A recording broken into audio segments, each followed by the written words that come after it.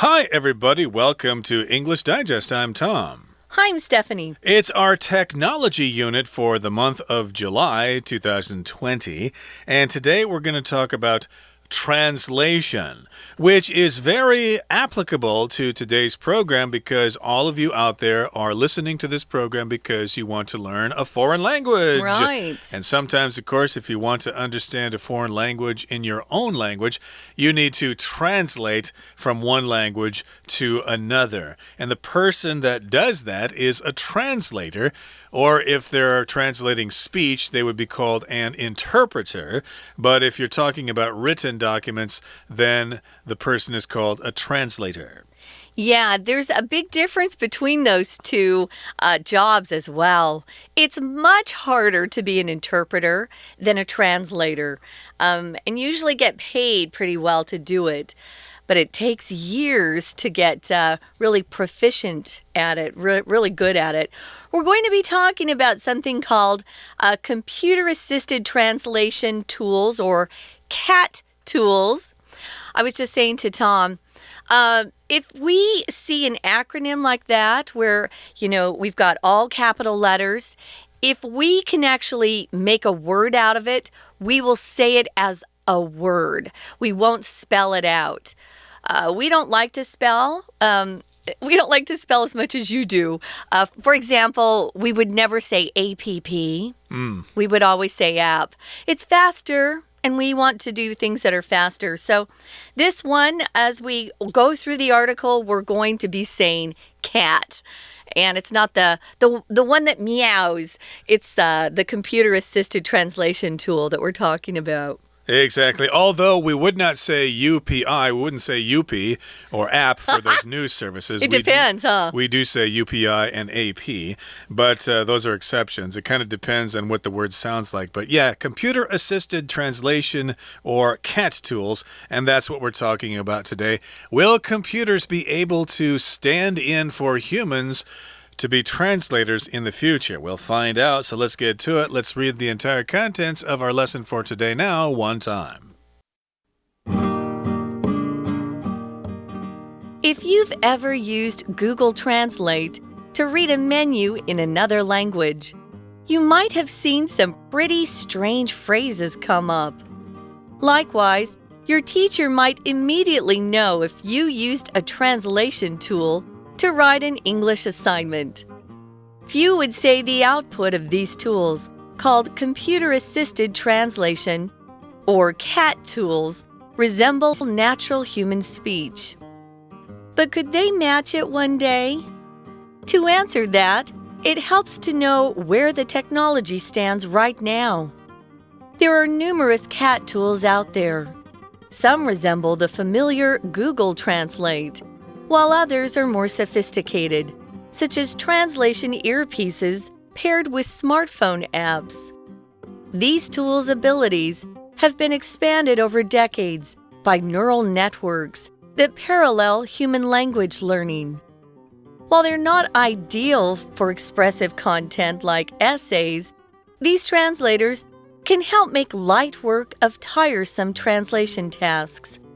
For example, instruction manuals and surveys often use repetitive language, for which a CAT tool can yield automatic translations and save time for human translators. CAT still has obvious limitations. While earpieces may offer instant translation, they still take a few seconds to work. A poor internet connection can make this take even longer. Most importantly, CAT tools can't reproduce the complex speech patterns of human speakers. To account for language differences, human translators often completely restructure sentences or use different words to express the same ideas as the original speaker. Some experts say CAT may eventually comprehend such subtle expressions, but it could take another decade to reach this point. For now, CAT is useful in a pinch, but human translation is still the best way to convey our true thoughts. The time has now arrived for us to discuss the contents of our lesson, so let's get to it. It's man versus machine. We could say humans versus machine here or people versus machine, but because the word machine starts with an M, it's more catchy to say man. Man here just includes everybody. So man versus machine, like in 2001 A Space Odyssey when they had to fight Hal the computer. That was man versus machine. Well, here it's human beings or machines. Which one do we want to translate for us? And the question is, will computer translators take over? Some of you are listening to this program to better your English in the hopes of becoming a translator someday. But are you going to waste all your time learning English and Chinese only to find out that computers are going to do the job that you're training for? Hopefully not. Hopefully you will have a lucrative career as a translator. But yeah, we still need to be concerned about this. Will computer translators take over, or will machines take over all our jobs? Ooh, I'm sure someday they will, but for now, they're not good enough. So if you've ever used Google Translate to read a menu, for example, in another language, you've probably seen some weird words pop up or phrases, especially with Chinese menus, because the Chinese terms for some of their dishes are so, I don't know, they're kind of exotic sounding. I remember there was one dish I really liked, and then I looked up what it meant in English, and it was something like pretty dancer legs or something, and I thought, weird. What the heck? Yeah. I use Google Translate quite often, I'll be honest. It's gotten much better since I moved back to Taiwan. So I've been here 15 years this second time. And when I first got here, it was really bad. But it continues to improve, but I still, because I teach at church in Chinese, I'll often use Google Translate just to help me put sentences together. But what I have to do, and Tom would understand this, is usually the Chinese translation that it gives me is backwards. So I have to flip things, but it's gotten better. I submit my ideas to Google to help it get better as well. You can do that. They'll ask for corrections, and you as a user can make Google Translate better yourself. Yeah, eventually perhaps it will be as good as humans. But yes, we tend to have this problem as translators. Of course, I translate from time to time. And sometimes I have to wonder, gee, if I use the computer to translate this document, will I spend more time editing the translation itself, or will I just simply be able to do it faster by translating the original text directly without any computer assistance? It's kind of a decision you have to make. Yes, sometimes these tools can be helpful, but indeed, if you have used Google Translate to read a menu, you might see some pretty strange phrases coming up. Where I see this happening is when I have some friends in Mexico who post things in Spanish, so I see if the translation is close to what they actually meant. And a lot of times it's pretty close. Sometimes it isn't. Sometimes they don't know special terms, or they don't know names or things like that, special names and things like that. But for the most part, it seems to get it okay. But in any case, a lot of times, though, you might see some pretty strange things popping up. Likewise, or similarly, your teacher might immediately know if you used a translation tool to write an English assignment. Yeah, that might happen sometimes. You might think, hey, write a 1,000-word essay in English about your trip to America last year. Okay, so maybe you wrote it out in Chinese and then you translated it and then handed it in. The teacher looked at it and said, ha, you used Google Translate on this, I can tell. I once went to record what we call 简介 for a company. I was doing the dubbing for a video. And I said, they sent me the script and it hadn't been translated. I said, I don't have time. So they said, oh, that's okay. We'll get someone. It came back to me. And because I had already looked at their Chinese script in Google Translate, I could see immediately that's all they'd done. And I said, that doesn't count, folks. That's not enough. No, and back then it was pretty bad. So, yeah, we can usually figure out if someone's using Google Translate. So few or not very many people would say the output of these tools, called computer-assisted translation tools or CAT tools, resembles natural human speech. So, yeah, people don't really think that it sounds like just a person speaking naturally. Output is what is produced. So, if you're inputting data, it means you're keying in data, you're giving data, but output is what you're getting back. So we often talk about a factory's output, daily output. You know, in that factory, how many things, products are they producing each day? That's their output. Indeed. So, yeah, do they resemble natural human speech? Do they look like the things that people would say? I believe this is for a printed document, or maybe one that is spoken out loud. But indeed, that's the question here. Yeah, do they resemble natural human speech, and will they be able to match it one day? This technology does improve every year, so yeah, it might eventually replace translators. And to answer that question, it helps to know where the technology stands right now. So what's the situation right now? Well, there are numerous CAT tools out there. There's not just one. There are several software programs or whatever, and some resemble the familiar Google Translate, which is probably the most popular. It seems Google is everywhere these days, while others are more sophisticated, such as translation earpieces paired with smartphone apps. So, yeah, Google Translate is pretty basic, but if you want to be more specialized or more sophisticated, then you might want to use these translation earpieces, which are paired or matched with smartphone apps via Bluetooth or something like that. Yeah, an earpiece doesn't mean earphones, guys. If you've ever seen people who work, let's say for, for law enforcement, maybe someone has a really tiny earpiece so he can hear his commander telling him what to do or what to say. Spies will often have earpieces, and people on TV will often have earpieces because they might have a certain amount of time to speak. So the producer who's not on TV is talking to the person who you can see, maybe an anchor, a reporter. Those are earpieces. So, yeah, I actually have seen some of these smartphone apps, and there are a couple I'd like to try. You might be able to download them to your smartphone right after the program, so check it out. But, you know, that brings us to the midway point in today's lesson. We're going to take a break right now, but please stay tuned. We'll continue to talk about computer-assisted translation in just a second. Hello， 大家好，现在进行中文讲解。电脑翻译让你不用学外语了吗？标题 translator 翻译家，动词 translate 翻译，去掉字尾 e 加 or 形成，主要是表达书面文字的翻译。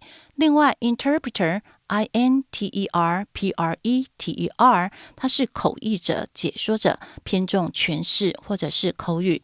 第一句，如果你曾用 Google Translate， 可能会跑出奇怪的措辞，空格一，接着几乎没有人会说这些输出类似人类的说话方式。主要动词 resemble 表示像，相当于 look like 或者是 take after， 后面直接加受词。例如 I resemble my father in many ways， 我跟我的爸爸在很多地方都很像。选项 F likewise 同样的，老师可能会马上发现你用翻译工具。Likewise 是转折语，同样地，用来衔接上下句内容雷同。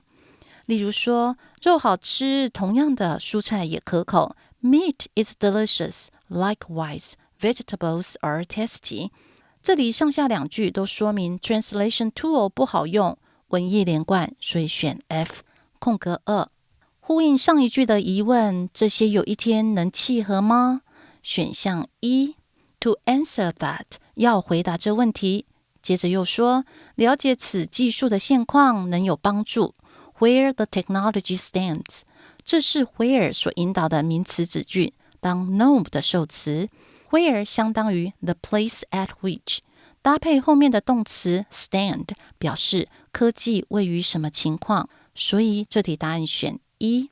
接着后面说，有些工具像 Google Translate， 有些则更 sophisticated。这个生字表示是复杂的、高性能的、多音节，所以比较级前面加个 more， 相当于 more complex 或者 more complicated。后面的 earpieces 是指耳机，由过去分词 paired with 来后位修饰，表示与什么搭配。We're going to take a quick break. Stay tuned. We'll be right back.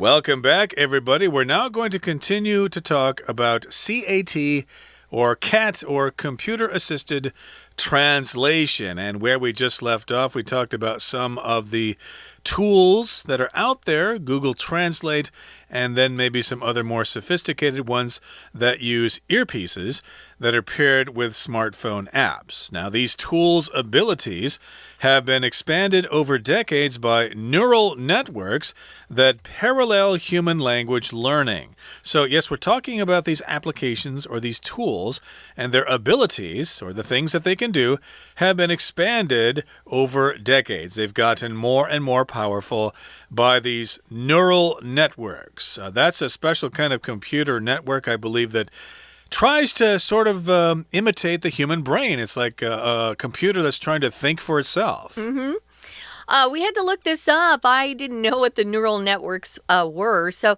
it's a set of algorithms which they use in computer programming, and they are modeled, or they're based on the human brain. They're kind of trying to copy the human brain. But these neural networks are designed to recognize patterns. Patterns are really important. And then they're able to interpret sensory data, so data that comes through our senses through a kind of machine perception, which is kind of crazy to think that machines can actually have any sort of perception. That seems very human to me. And they can label and cluster raw input. So as they get the data from your senses coming in, they're then able to interpret some of the data. It's called raw data because no one has interpreted it yet. So that's what a neural network is, and it sounds like they're really learning quickly, these computers. It's amazing that computers can actually learn. If you say something parallels something else, it just means it's actually kind of mimicking or copying that thing. Right, it's kind of happening at the same time. So, yes, it's trying to mimic or copy the human brain, or at least it tries to copy human language learning. It's basically trying to learn languages the way we do, okay, by memorizing vocabulary and learning sentence patterns and grammar patterns and future tense and past tense and stuff like that. The computers are doing this at the same time. While they're not ideal for expressive content like essays, these translators can help make light work of tiresome translation tasks. So, yeah, they're not ideal. They're not the best for expressive content in essays. Content just means 内容 in Chinese, just basically what is involved in an essay. So indeed, it's hard to translate different sort of essays that people write because they have their own style, you know, their use of words and how long the sentences are, how short they are and stuff like that. It's very difficult for computers to mimic that expressive content, especially if it's an essay. But, they can help translators do some of the dirty work, by translating all those words for you, so then you can basically put them together yourself later. Yeah, and that helps out a great deal, actually. So here's an example of how they can actually help with the tedious kind of translation work. Because sometimes translation is really kind of tedious, just means boring, takes you a long time, it's not inspiring. Sometimes it can be that way. So instruction manuals, for example, an instruction manual tells you how to do something or how to use a product. Or, for example, I wanted to buy a bread maker the other day, and I noticed that the instruction manual was quite complicated, and I thought, maybe I'll look for another bread maker. They need to be easier. But we have instruction manuals that come along with software that we buy. I know a lot of foreign friends here in Taiwan. They work for companies like ASUS and Acer, and they help them write their instruction manuals. But sometimes just using some of these CAT tools speeds up the whole process. Also surveys, did you like this product? Or, how do you feel about this thing? If you're creating a survey, but you need it in different languages, those CAT tools can help you. Yep, so they can help with those instruction manuals, and they can use repetitive language, though. And a CAT tool can yield automatic translations and save time for human translators. So here we've got yield. You may see that sign at a street intersection. It tells you to slow down. You don't have to stop, but you do have to look all ways before you continue on into the intersection. I haven't really seen a lot of yield signs in Taiwan here. I guess people will ignore them, but in any case here, we're using yield as a verb, which basically means to produce something. So yes, this CAT tool will produce automatic translations, and then those human translators can spend more time playing with their phones or something while the machine's doing the translation for them. Now, here in the next paragraph, it says, CAT still has obvious limitations. A limitation, of course, is when something is limited. It can only go so far. You cannot do everything with it. You can only do certain things. So, yes, it has limitations. You just can't translate everything. You sure can't. I said before, I use it for lessons and talks that I'm preparing. But I always have to spend a lot of time rewriting stuff. So when you said, is it easier just for me to do it from scratch, without any assistance from CAT tools, or use something like Google Translate? Sometimes it is faster just to do it yourself if your language skills are at that level, and Tom's are. Now, I wanted to mention quickly, yield is often used by farmers. When you grow crops like rice and corn and wheat, you might be asked what the yield was last year. What was your yield, on your corn? How much did you produce? So it's used that way as well. So CAT has limitations. You'll find out if you haven't used it in the past. But while earpieces, it says here, may offer instant translation, hey, they still take a few seconds to work. Yeah, well, a poor internet connection can make that process of thinking, that they go through even longer. Yeah, if your internet connection's bad, it's going to take a while to, translate everything you hear. Indeed. So, yeah, they can't reproduce the complex speech patterns of human speakers. Yeah, we say all sorts of things when we talk. We emphasize things. We use sarcasm. We joke a lot. Sometimes the computers don't know the difference between those things. So, yes, they can't reproduce those speech patterns. To reproduce means to produce it again. They just can't do it again like humans can reproduce. If they have children, then you could say that you have reproduced. Now, to account for language differences, human translators often completely restructure sentences. That's what I have to do with Google Translate. Or use different words to express the same ideas as the original speaker. To account for just means you have to take something into consideration. And our languages are different. Chinese and English, the way we write is so different. I once it was a commercial for a 7-Eleven, and I read it, in the Chinese. They wanted me to translate it, but it sounded so silly in English that I talked to the company. I just said, I know what idea that you have here. I'll make it sound like that in English, but I can't just translate it because foreigners would laugh. Yeah, the problem I have is that Chinese sentences seem to go on and on and on. Yeah. Da-da-da-da, comma, da-da-da-da, comma, da-da-da, comma. In English, we have to break it down into smaller sentences. True. But in any case, that is a problem. And some experts say Kat may eventually comprehend such subtle expressions, but it could take another decade to reach this point. Comprehend just means understand, okay? To be able to get it. The computer may say, yes, you're using sarcasm there. I can tell, so I can translate that. But still, it's going to take another 10 years for computers to understand those subtle expressions. Yeah, well, hopefully, by the time they are able to just replace human translators, humans will have thought of something else to do for a job.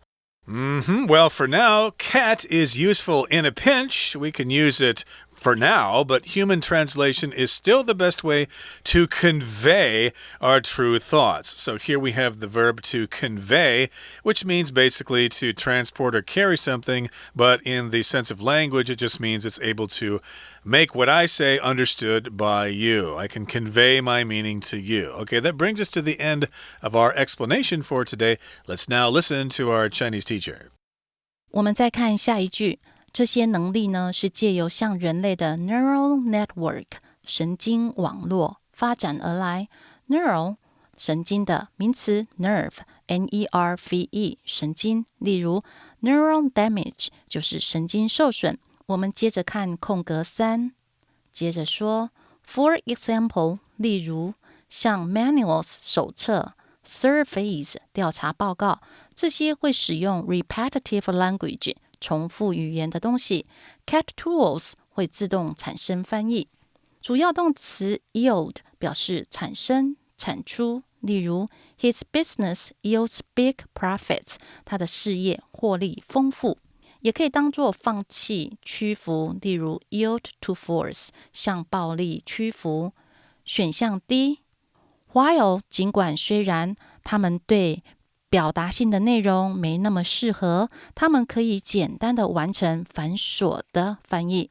Content 内容，例如 the content of his books 他书的内容，写成复数可以表示目录 the contents of a book 书的目录，而后面的形容词 light 表示轻松的容易的，相当于 easy 或者 simple， 是 tiresome 繁琐的工作轻松，呼应下一句的翻译手册例子，所以这题答案选 D。 第3段 Cat 有明显的局限性，虽然耳机呢能及时的翻译，它们仍需要几秒钟的时间。空格4，接着 Most importantly 最重要的是 Cat tools 无法重现人类复杂的语言模式。句中的动词 reproduce 由字首 re 表示再加 produce 制造，表示复制重现。例如 The design produces the same problem 这设计又出现相同的问题。空格4上下句都提到 cat tools 的局限。我们来看选项 C， 较弱的网路可能要花更久的时间。句子当中的 even longer呼应前面的 take a few seconds， 文意连贯，答案选 C。 接着下一句的句首有个动词片语 account for， 表示解释，例如 There is no accounting for tastes， 人类的好恶是无法解释的。